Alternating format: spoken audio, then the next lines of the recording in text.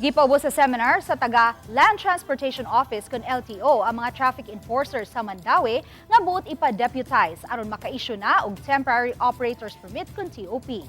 Ang report ni Nico Sereno. Gipaubos sa duha ka adlaw nga training ang mga traffic enforcers nga buot i-deputize sa LTO. Gi-refresh sila sa mga balaod sa kadalanan nga mo'y gipatuman sa mga otoridad. Human sa orientation ug seminar, gipaubos gilayon sab sila sa exam pagsukod sa kahibaw.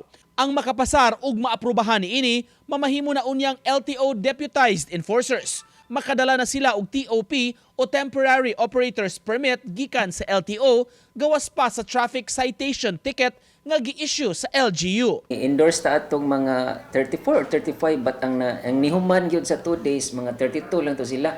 So ang makapasar ato mao na to sila ma-issuehan sa kuan kining nga ma-issuehan og TOP. Nagpaabot pa hinuon ang taga-team sa resulta sa test. Matud sa ilang labaw, abag kini sa national government sa implementasyon sa mga balaod sa kadalanan ug magsilbing pahimang no usab sa mga drivers nga kun mahinayon gawas sa citation, mamahimo na gyud sila nga maka-issue og TOP. Nalipay lang tingali mi ba kay ni-open ang LTO to LGUs nga maka-issue og TOP.